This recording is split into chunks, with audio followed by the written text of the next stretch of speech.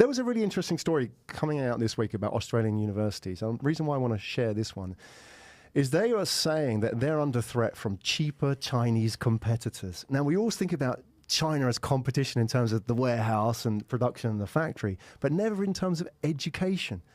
And what's interesting now is that a lot of your Australian universities are finding it hard to get Asian talent. So, for example, the story here is about some Indonesian students who have chosen to go to China rather than go to Australia.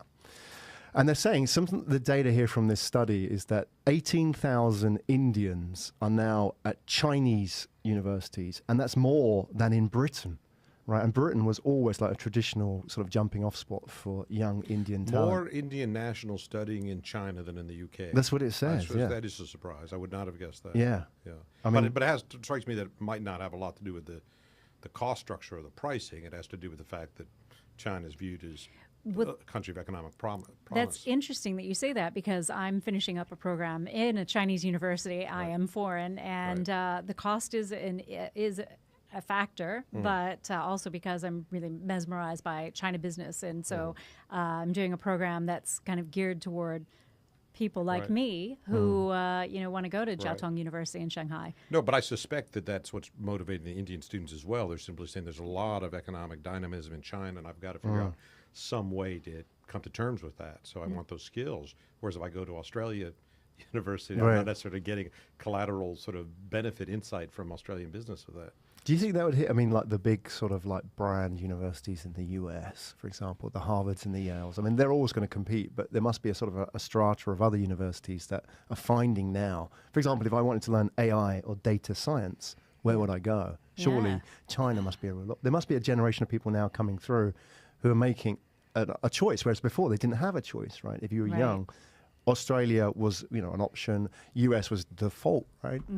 But China was never an option. I think it's a combination of factors. I think there are three factors. One, to Frank's point, you can think long about the country where you go to study at. Right? I did my undergrad in Delhi. I did my postgrad at Cambridge, and then I lived in London for 10 years. Given the geopolitics, that may not necessarily be an option in these times. That's one factor. The other factor, I think, to your point, is much more in terms of it is the new promised land. Growing up in Delhi in the 80s, the US was the new promised land. And that's, again, going back to the sort of the shift in the axis. And the third bit is just access and affordability. I think to your point... How do they compare, like, cost-wise? Can we put a number on it? I mean, you've got an idea, but what's the factor? A factor of 2 or 3, or what?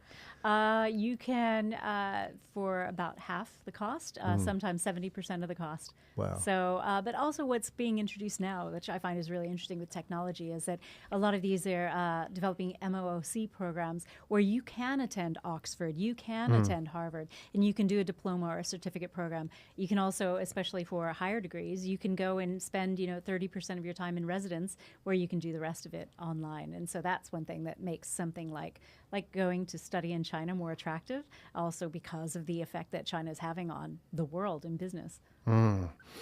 Fascinating. This whole sort of movement of talent from outside of Asia into Asia and then within Asia is a bigger story, isn't it? Because that will have ramifications. Well, and the ability of these institutions to compete globally. Historically, they've had sort of a population catchment and a brand, and it's been a very stable market. And now you say it's a footloose consumer base now. It's a global consumer base, a global marketplace. So I was in the U.S. Commerce Department post 9/11 when there's that drop off in foreign students come to the U.S. So we worked with the U.S. student about how many of you have web pages that are in foreign languages? How many of you do podcasts or broadcasts that are in foreign languages? And we did a satellite broadcast to China featuring Chinese kids at U.S. schools talking about their day, and had the camera follow them around for a day, do some show and tell, just to put, not so much for the applicants, but their family, their parents, put them at ease to say you can have a great experience in America. But the point is, you better undertake outreach. Even if you have a fantastic brand like Cambridge, you better start communicating with these population groups if you want to win that competition. I think dominance is not guaranteed. Dominance is not I think quality is not guaranteed.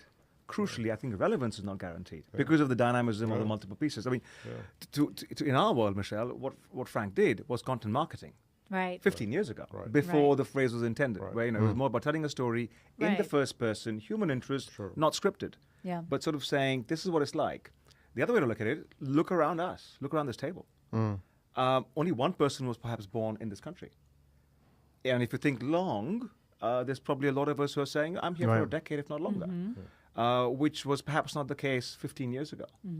So I think there's a lot of evolution, and a lot goes back to sort of, where the ducks get aligned. Yeah. One last one on China, which I was intrigued by, and I think is going to come to the story I'm going to share, is I think China is going through a shift, and you probably know a lot more about this, where the value proposition is no longer about product and manufacturing. Oh, The value proposition is on service, and then service-driven